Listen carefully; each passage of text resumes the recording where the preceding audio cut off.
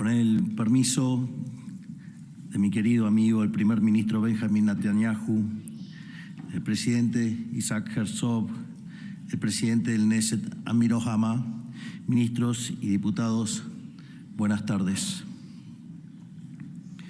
Es un honor estar de vuelta en esta gran nación por la cual siento un profundo amor. Me siento especialmente honrado de ser el primer presidente argentino en tener el privilegio de pronunciar un discurso en la Knesset y mediante este acto poder ahondar el vínculo entre nuestras dos naciones. Lamentablemente no tengo la fortuna de estar aquí en tiempos alegres. Con el ataque de Hamas del 7 de octubre de 2023, el pueblo israelí ha sido víctima de la agresión más aberrante de los últimos 80 años y todo el mundo libre ha sido testigo del rostro de la más abyecta barbarie. En paralelo, vemos cómo junto con el avance del terrorismo barbárico, la oscura y antigua sombra del antisemitismo se vuelve a extender como un cáncer por el mundo contemporáneo, inclusive en aquellas naciones que creían haberlo exterminado. El nazismo nos mostró lo peor de la humanidad, escribiendo las páginas más negras de nuestra historia como especie. Vencerlo costó millones de vidas. Gracias a su noble e inolvidable sacrificio, el mundo libre logró construir un nuevo orden basado en la democracia y la libertad. Pero lamentablemente, el aprendizaje humanitario que hasta hace poco creíamos definitivo, hoy está cada vez más borroso. Creíamos haber dejado atrás horrores como el Holocausto. Creímos haberle puesto un punto final a la barbarie. Y sin embargo, la tragedia del 7 de octubre nos ha despertado de este apacible sueño. Nos ha recordado con su salvajismo que el fundamentalismo asesino está más vivo que nunca. Ese mismo afán de exterminar al pueblo judío, manifestado bajo diversas formas a lo largo de la historia, se las ha arreglado para resistir el paso del tiempo. Los argentinos supimos vivirlo en carne propia durante los atentados a la Embajada de Israel y la AMIA en 1992 y 1994 respectivamente, dejando un saldo de 114 muertos. En su más reciente y cobarde manifestación, el 7 de octubre del 2023, se cobró más de 1.200 vidas y 251 personas secuestradas, entre las que había 21 ciudadanos argentinos. Al día de hoy, 55 siguen aún en cautividad, entre los que se encuentran 4 argentinos, Eitan Horn, David y Ariel Cunio y Lior Rudaev. Seguiremos exigiendo su liberación inmediata e incondicional.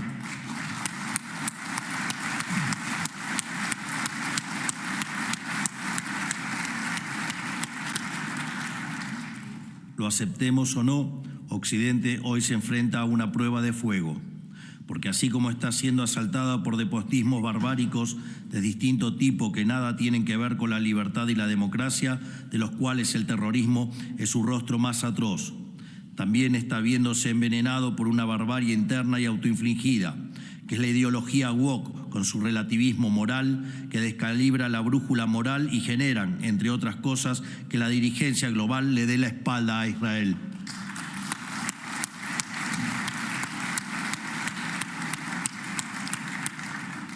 Párrafo aparte para la ex activista climática que se convirtió en una mercenaria del activismo para cualquier cosa que le dice la izquierda internacional a cambio de un poquito de prensa y cámaras. Hablo de Greta Thunberg, que en los últimos días hizo una performance de victimización con que estaba secuestrada, mientras decenas de ciudadanos israelíes y del mundo, incluyendo argentinos, siguen realmente secuestrados en condiciones inhumanas para la organización asesina de Hamas.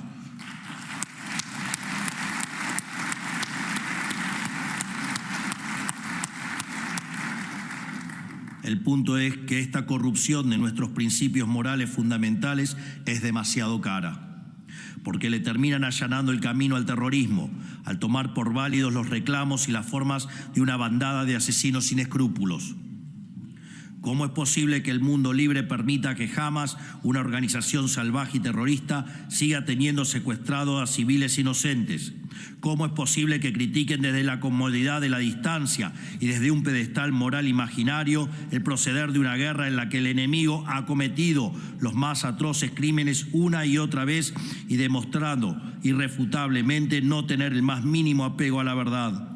Cuando las fuerzas en pugna en conflicto son el bien y el mal, no hay equivalencia moral posible. La Argentina no se va a mantener al margen. Como anuncié en mi primera participación en la ONU, la Argentina levantará la voz y hará fuerza en favor de la defensa de nuestros semejantes. Las naciones que defendemos la cultura occidental, nuestra forma de vida, nuestro entendimiento político y civil basado en la defensa de la libertad, la propiedad y la vida, tenemos que estar juntos y alinearnos para custodiar ese legado, estableciendo nuevos lazos políticos, comerciales, culturales, diplomáticos y militares, una alianza de naciones libres.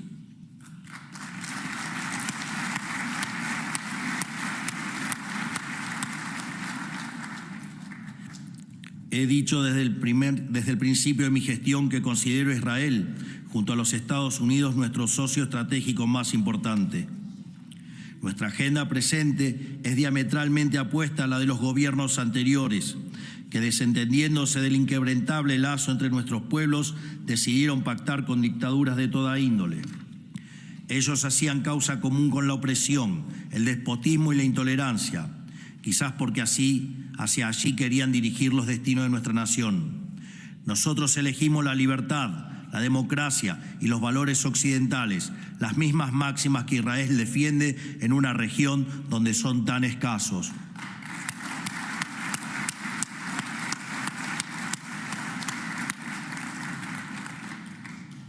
Compartir estos valores nos hace aliados, pero los lazos históricos e inquebrantables entre nuestros pueblos nos hacen también amigos. Prueba de ello es que Argentina alberga la comunidad judía más grande de Latinoamérica y la séptima más grande de todo el mundo. A su vez, Argentina fue de los primeros países en reconocer el Estado de Israel.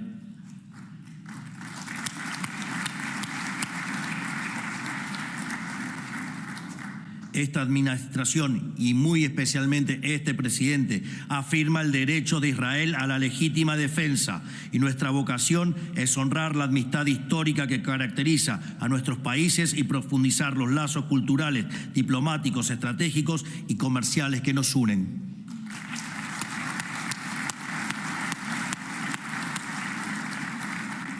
En línea con esta vocación, no hemos titubeado en declarar a Hamas una organización terrorista y tengo el orgullo de anunciar ante ustedes que en 2026 haremos efectiva la mudanza de nuestra embajada a la ciudad de Jerusalén Occidental como lo prometimos.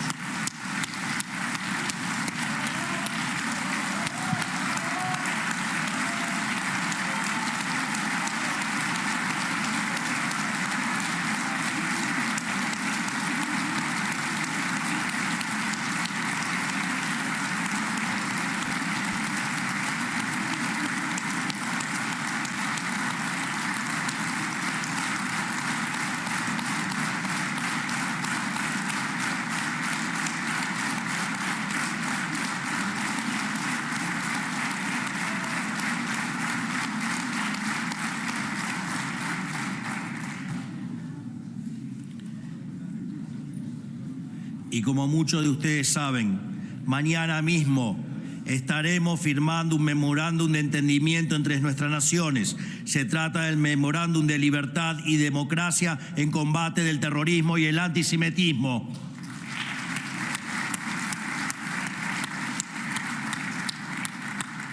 Hermanos de Israel, Argentina está con ustedes en este difícil momento.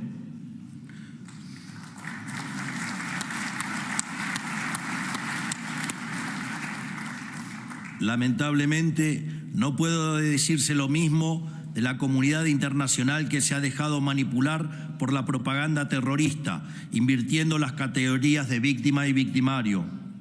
En esa confusión, una nación que se defiende de la barbarie como Israel es considerada la agresora, mientras se tolera de la manera más hipócrita el accionar del terrorismo.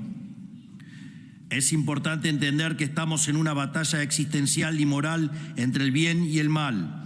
batalla que empezamos a perder en el momento en el que nos volvimos incapaces de distinguir entre uno y el otro, batalla de la que depende el futuro de la civilización ante el avance implacable de la barbarie.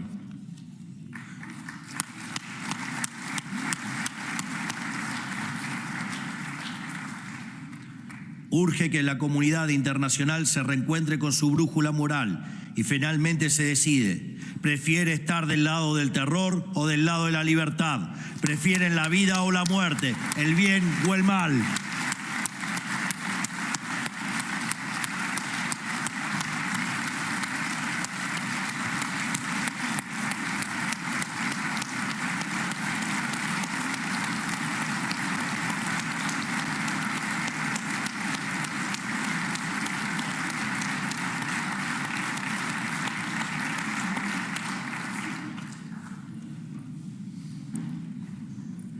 Para decidir, basta simplemente con remitirse a los hechos. De un lado hay un terrorismo barbárico que mata y destruye, que miente y tergiversa. Del otro lado, una nación que lucha por su derecho a existir y es el único bastión en la región donde imperan la libertad y la democracia.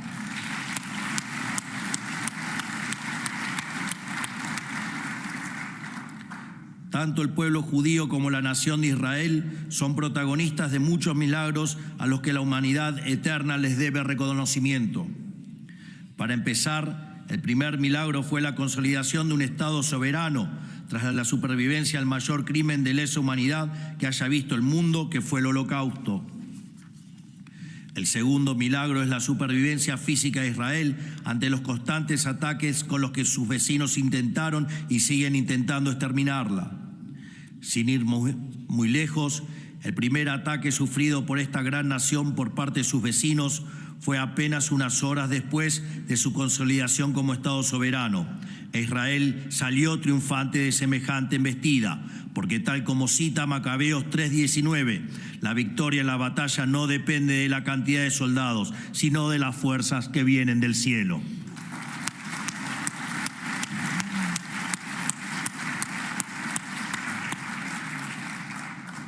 Así, lograron sobrevivir ese primer ataque y todos los posteriores, hasta posicionarse como una de las potencias mundiales en materia de defensa, seguridad e inteligencia.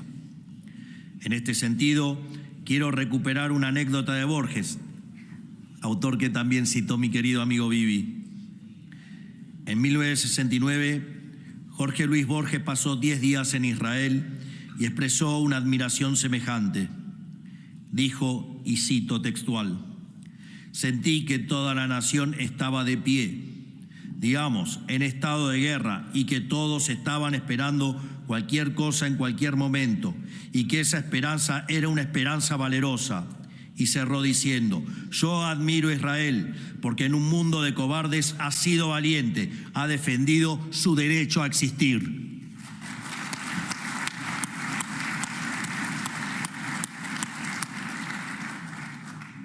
El tercer milagro es el ascenso vertiginoso que ha visto Israel en el camino de la tecnología y el emprendedurismo.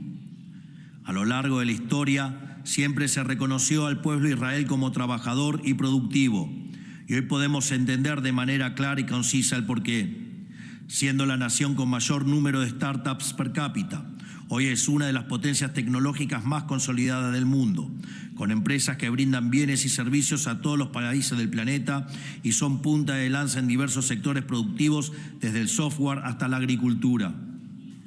En este sentido, podría considerarse un cuarto milagro a la revolución agrícola que llevaron adelante y que les permitió convertir en tierra firme, fértil, al mismísimo desierto. Lograron hacer crecer alimentos en un suelo donde no crece nada, sorprendiendo a la inclemencia de la naturaleza.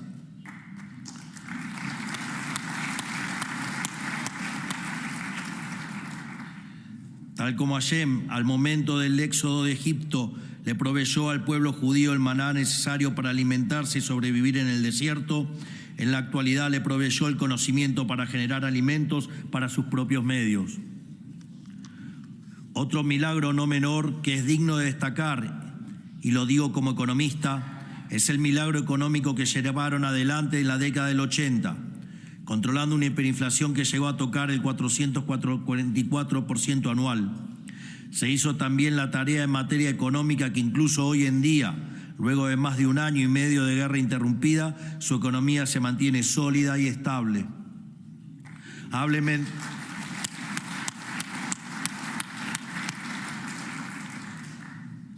de milagros, de resiliencia y de sorprenderse ante las caídas que nos depara la vida.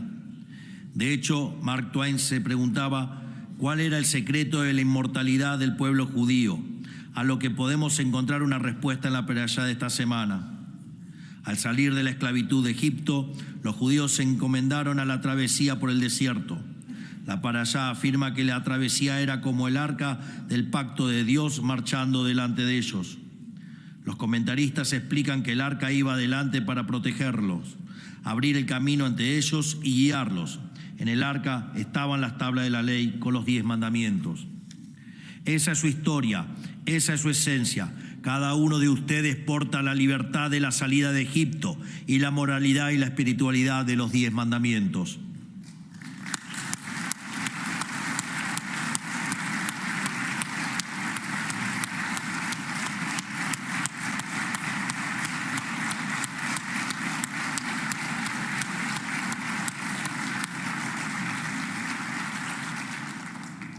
En respuesta a Mark Twain, este es el secreto de la inmortalidad del pueblo de Israel: mantenerse fieles a estos principios y valores atemporales, sin importar la circunstancia temporal, que siempre es mutable. El bien siempre es el bien, el mal siempre es el mal. Solo se necesita la sabiduría para distinguir la una de la otra y el coraje para obrar en consecuencia, ya como lo pedía el rey David.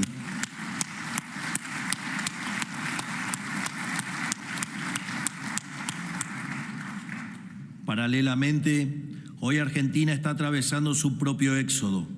Se está liberando tras 100 años de una casta política que avanzó descontroladamente sobre sus ciudadanos. Nuestro país terminó siendo uno de los estados con mayor carga fiscal. Según el último relevo realizado por el Banco Mundial, hace algunos años, la carga impositiva sobre las ganancias empresariales ascendía al 106%. Es decir, que hacer negocios de forma legal implicaba una ruina garantizada, y los ciudadanos argentinos le pertenecían fiscalmente al Estado, por lo que se veían obligados a manejarse en la informalidad para escapar de sus garras. El resultado del esclavismo fiscal al que estábamos sometidos los argentinos era tal que nuestra gestión heredó una pobreza superior al 50%. Así fue que el pueblo argentino, al igual que el pueblo judío, optó por la incertidumbre y la libertad por sobre la ruina certera que ofrecía la servidumbre. Eligieron un hombre nuevo, a un outsider de la política, para que conduzca a la nación, porque entendieron que una Argentina distinta era imposible con los mismos de siempre.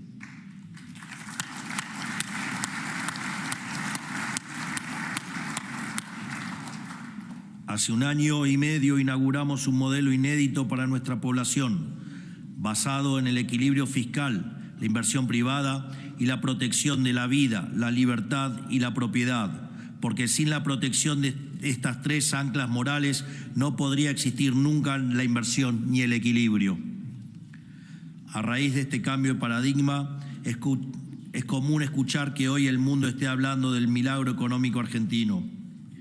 Ganamos las elecciones bajo la promesa de que íbamos a comerciar más y comerciar mejor, y para ello primero debimos abrirnos al comercio.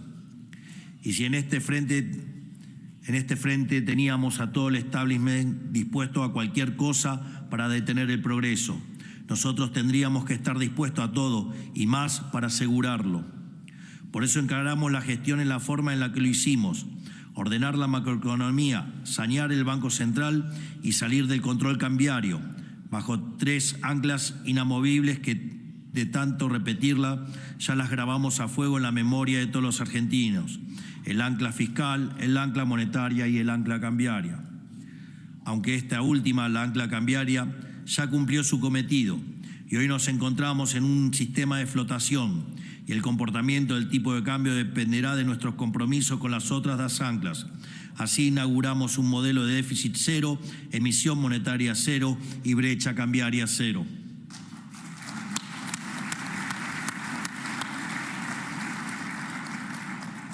Para ordenar la macro tuvimos que atacar el huevo de la serpiente, que era el déficit fiscal.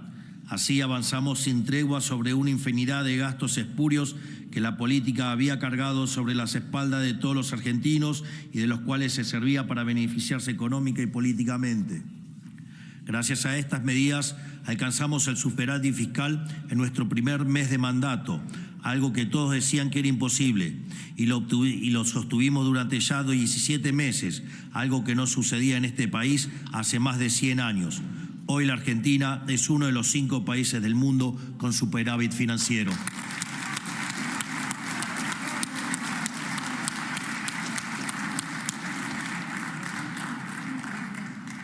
Y planeamos seguir recortando cualquier gasto no esencial que tenga el Estado y pueda ser reemplazado por gestión privada, y vetar cualquier proyecto de ley que atente contra el equilibrio fiscal. Porque, como bien decía Friedman y Rothbard, la verdadera carga fiscal está en el tamaño del Estado.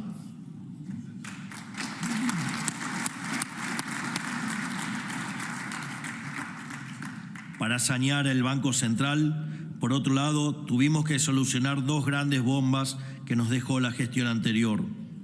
Por un lado, la avalancha de emisión endógena que nos dejaron, lo cual solucionamos hace ya varios meses. Por otro lado, la recomposición de activos de nuestro Banco Central, que ya logramos rescatar gracias a un acuerdo con el Fondo Monetario Internacional en abril. Todo esto nos permitió sacar el control de cambios que oficiaba como una piedra en la puerta giratoria, y a costa de impedir que salieran divisas, impedía que las inversiones también entraran.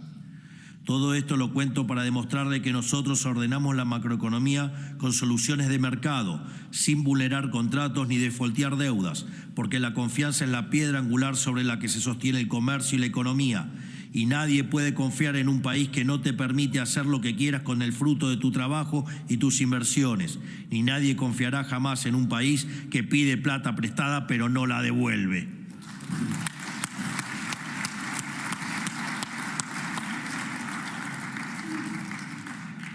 No es por casualidad que hayamos heredado un riesgo país de cerca de 3.000 puntos básicos y que el mismo actualmente esté camino a los 600 y esté buscando romper ese piso de 600.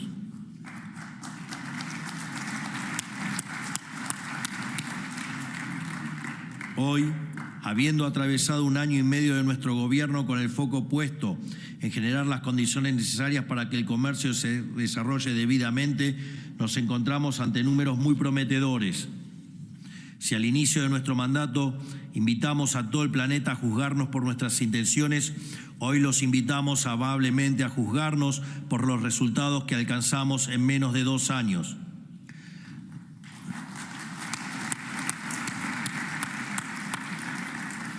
La actividad económica en el primer trimestre del año creció 6% y hoy, en el segundo trimestre, viene viajando al 8%. Eso después de haber hecho el ajuste fiscal más grande de la historia de la humanidad, habiendo ajustado 15 puntos del PBI.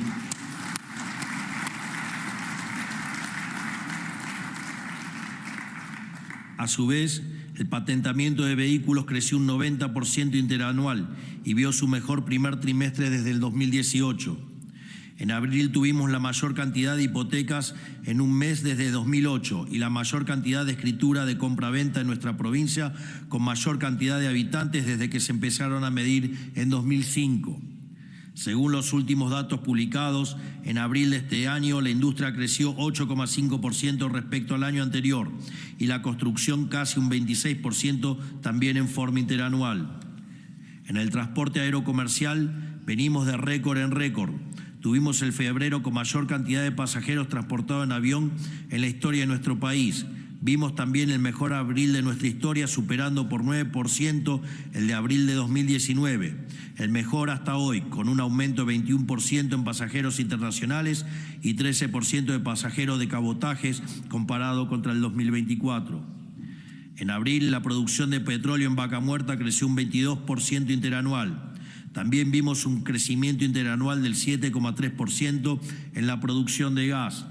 En términos de exportaciones, este año tuvimos nuestro mejor primer trimestre en toda la historia en términos de cantidades exportadas. Y estos son solo algunos números que se dieron a conocer en las últimas semanas. Llevamos meses con noticias de este tipo, que a los medios no les gusta informar.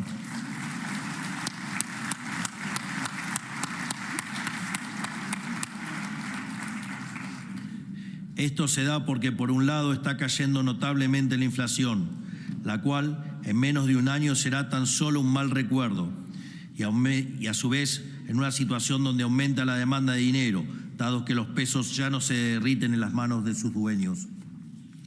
Pero también se da porque, por otro lado, está creciendo el salario privado de manera sostenida hace 12 meses. Aquí quiero contarles que cuando sinceramos las variables macro, la pobreza en Argentina era del 57%, es decir, 57% de la población argentina estaba debajo de la línea de la pobreza. Y hoy, después de más de un año de implementar la reforma promercado más grande de la historia argentina, hoy la pobreza es del 35%.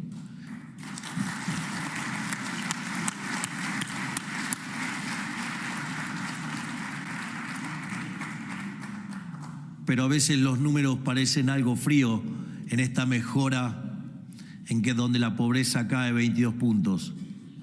En términos de cantidad de seres humanos, quiero contarles que en un año sacamos de la pobreza a 10 millones de argentinos.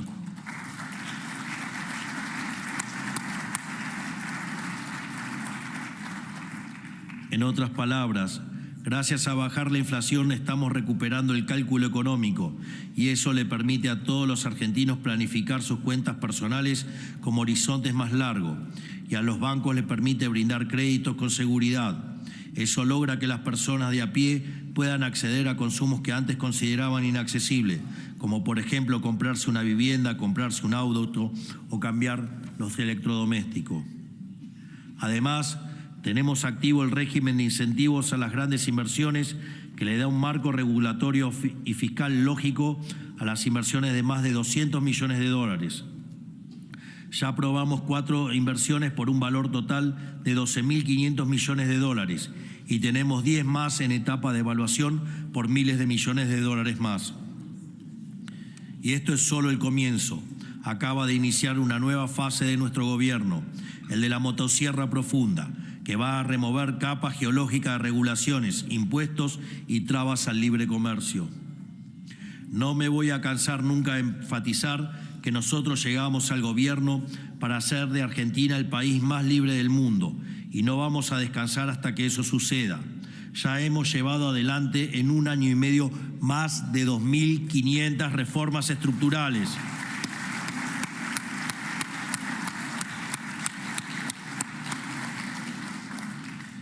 Nuestra labor es la de quitarle las malezas y los obstáculos a este tren del crecimiento que desea avanzar a toda velocidad y convertir a la Argentina en la región más pujante del planeta en los próximos años.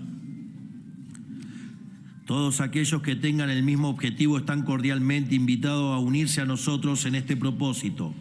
Aquellos que aún duden, es mi deber informarles que los mejores lugares del tren siempre son los que primeros en agotarse.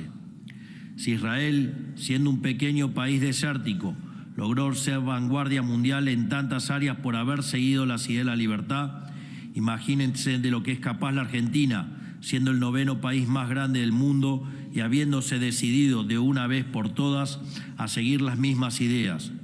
Tenemos llanuras agrícolas, montañas repletas de minerales, desiertos llenos de petróleo y gas, diversidad de climas y paisajes para el turismo, el vino y la carne más famosa del mundo y tantas otras ventajas comparativas para ser aprovechadas. Y los mejores jugadores de fútbol del mundo.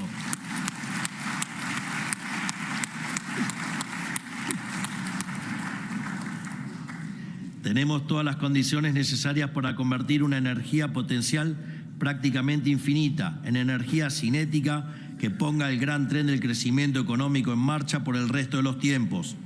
Es hora de recoger la antorcha encendida por el fuego de Occidente y, tal como hizo Israel en Medio Oriente, convertir a la Argentina en el faro austral que ilumine desde el sur y guíe en el camino hacia el progreso al resto de las naciones. Porque de esto se trata. Ser un faro en un mundo que ha caído en tinieblas, ser un norte para un occidente que ha perdido contacto con los valores que representa, deambulando hacia el suicidio colectivo. Y no encuentro lugar más apropiado para la introspección que Israel, cuya influencia en Occidente llega hasta el más profundo de sus cimientos, que es un bastión de los valores que nos hicieron prósperos y representa un gran punto de partida para reencontrarnos con nosotros mismos.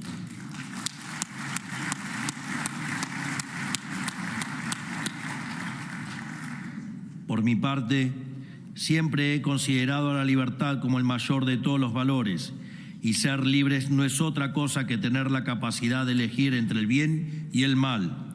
Esto tiene que estar especialmente claro en los tiempos que corren, donde para muchos la línea entre el bien y el mal está difusa. Nosotros como argentinos los tenemos bien claro. Hoy, junto con todos ustedes, alzo mi voz en un gran Am Israel Hay.